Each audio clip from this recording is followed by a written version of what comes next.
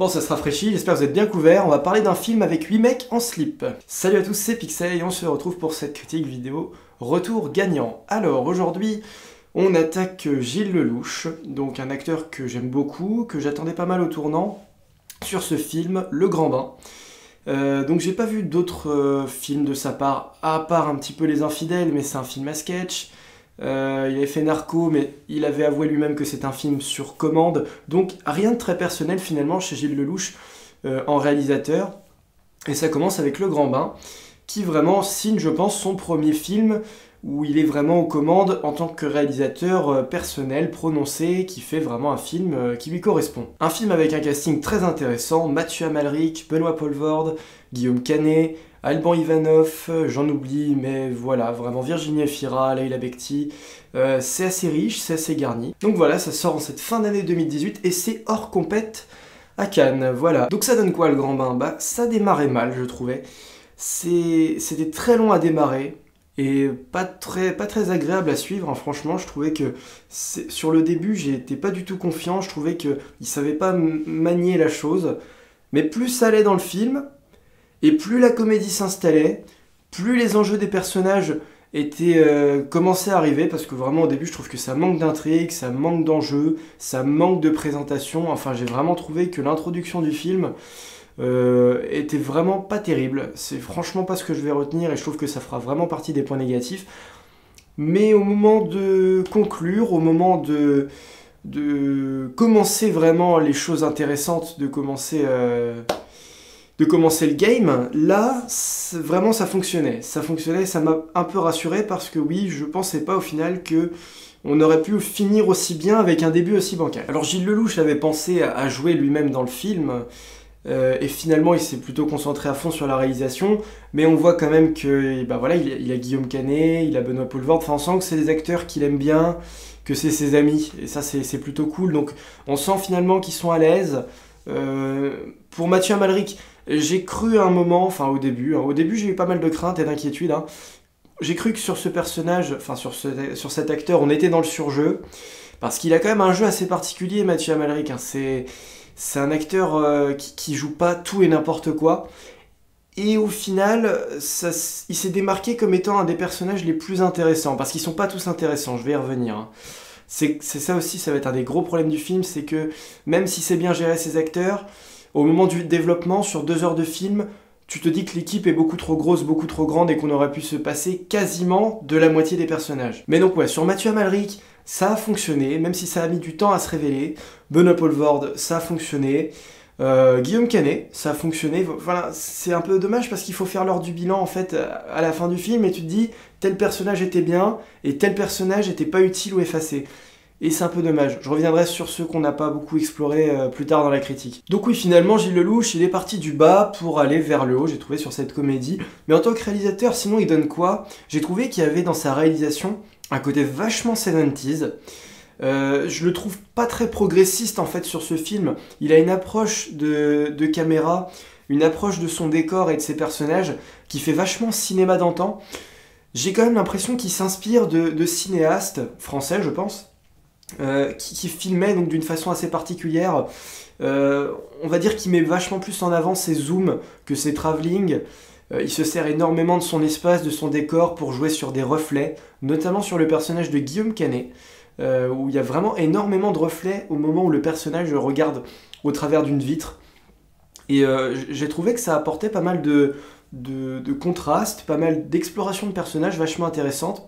Le reflet qu'il y a intérieurement, à un moment vous voyez Guillaume Canet, une scène où il était en colère juste avant, et vous voyez une scène où il est filmé à travers une vitre, et il y a un reflet de feu de cheminée qui brûle sur sa tête, comme s'il y avait vraiment la passion de la colère qui brûlait en lui, et ça se démarque pas mal sur, ouais, il utilise le même procédé on va dire sur pas mal de scènes et de personnages assez intelligemment.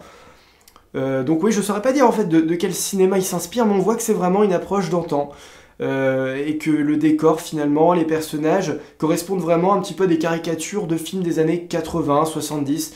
C'est vraiment comme ça qu'on pourrait imaginer par exemple le même casting avec Coluche, avec Bourvil, avec ce genre de personnage. C'est comme ça qu'il se sert un peu de ses acteurs, et j'ai trouvé que c'était pas débile, et franchement ça passait bien. Donc oui, quand je vous parlais de Coluche ou de Bourvil par exemple, bah on a Philippe Catherine un peu dans ce délire-là, voilà le personnage vachement bonnet, vachement idiot, qui la ferme jamais, qui la boucle jamais, qui sait raconter que des conneries, mais qui sait aussi être un petit peu piquant, un petit peu tacle parfois, enfin c'est assez marrant quoi, ce personnage idiot qui finalement est vachement fun, vachement utile. Moi j'aime beaucoup Philippe Catherine, mais je trouve qu'il pourrait faire plus de films, parce que ce mec là vraiment en tant qu'acteur, il a vraiment une gueule, il a quelque chose de profondément débile, de profondément niais et commun, mais ça fonctionne.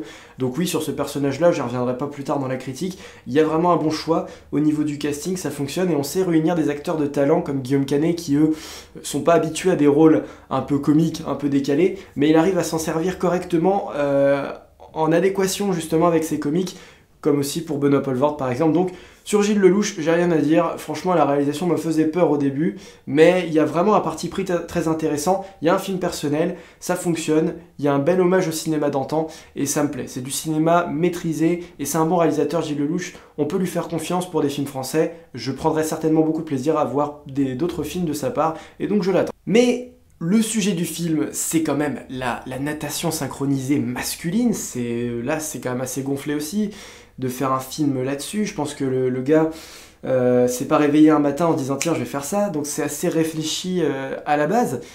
Mais le sujet tarde quand même vachement à arriver. Au début j'ai vraiment cru que malgré l'affiche, malgré le titre, malgré tout ça, j'ai pensé que cette idée de natation synchronisée allait vraiment être dans le background du film, et que, au contraire, ce serait plutôt un scénario qui se concentrerait sur la vie des personnages, sur leur tragédie, leur vie privée dépressive, difficile. Et non, mais vraiment j'ai cru ça au début, j'ai vraiment cru qu'on n'allait pas se concentrer à fond sur des scènes de danse aquatique, sur des scènes aquatiques. Et bah justement, c'est ce que je vous disais, il faut attendre vraiment un bon 45 minutes de film pour qu'on commence à s'intéresser à leurs entraînements, à leur chorégraphie, à la façon dont qu'ils appréhendent, la façon d'appréhender ce qu'ils vont faire, et ils commencent à parler de s'inscrire au championnat du monde qui a lieu en Norvège.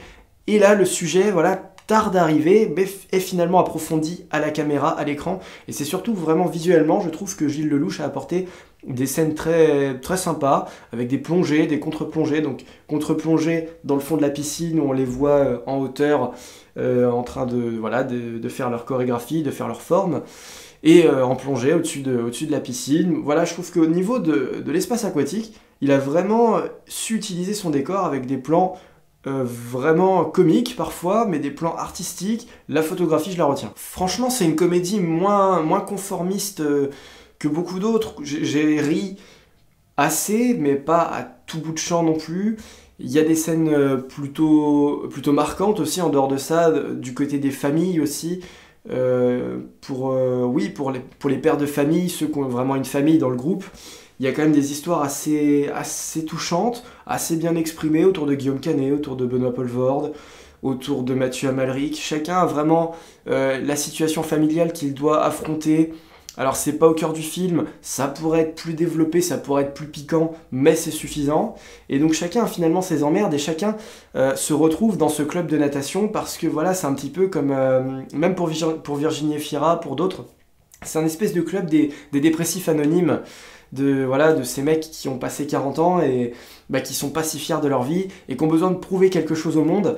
Et ça, oui, j'avoue que ça, ce côté-là, c'est pareil, c'est encore un très bon point qu'a marqué Gilles Lelouch là-dessus, parce qu'on y croit, ça fonctionne, et on voit vraiment que c'est très drôle, mais ça n'a pas que cette fonction, ça a vraiment l'idée de pousser plus loin, parce que ce n'est pas que des caricatures, ce n'est pas des personnages dont on a juste envie de se foutre de leur gueule, ça va un peu plus loin, et ça c'est bien, parce que voilà, ça dépasse le stade de comédie commune, où on va pas plus loin sur le sujet, où il y a pas de profondeur. Là il y a de la profondeur dans le film, on peut pas le nier. Après, pour souligner un autre défaut dans le film, il y a quand même un perso étranger, et je sais pas si l'acteur est réellement étranger, mais il est noir de peau. Alors je sais pas si c'est noir de peau pakistanais ou s'il est vraiment noir de peau plutôt afro quoi. Et ce personnage vraiment, voilà, comme je vous l'ai dit, malheureusement ne sert à rien, donc là c'est quand même assez étrange. Gilles Lelouch se sert d'un personnage étranger, enfin ne se sert pas d'un personnage étranger, le laisse vacant, sans développement, sans contexte. Il ne parle pas français ce personnage, j'ai pas compris pourquoi, quelle utilité ça allait avoir dans le film. C'est pas un personnage qui se révèle, c'est pas un personnage qui a des enjeux, il est juste là dans ce club et il ne fait rien d'autre que faire de la natation synchronisée avec eux. Et je trouve quand même que c'est pas forcément bien. Voilà, pourquoi prendre un perso étranger qui ne sert à rien dans le film? Comme je vous l'ai dit, il y a des persos dans le film, bon, il y a un membre de l'équipe qui arrive tardivement, mais qui est bien introduit, et certains autres ne sont pas super bien introduits. Je pense aussi aux musiciens, bon, je me rappelle pas des noms des personnages. Il y a un musicien qui travaille dans une cantine.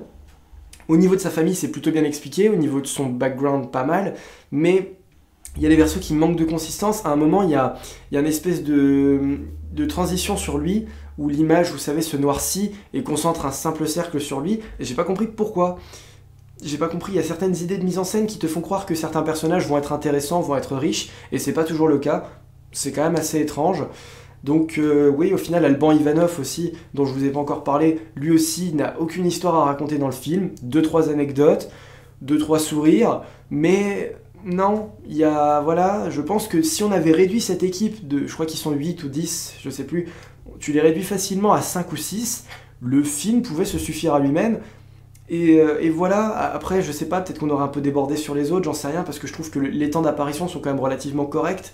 On a un film de 2 heures, on peut pas tout faire non plus, on peut pas se concentrer sur tout le monde, mais c'est quand même dommage d'en avoir vraiment laissé certains sur le banc de touche totalement, et c'est pas du tout expliqué, c'est pas justifié dans le film. Bon, j'avais des inquiétudes, mais au final, on s'en sort bien, ça reste intéressant, ça se démarque, ça sort un peu du lot, et je pense que c'est quand même le plus important à en tirer. Donc oui, il y a une fierté masculine un peu dans le film, il y a pas mal de bonnes questions.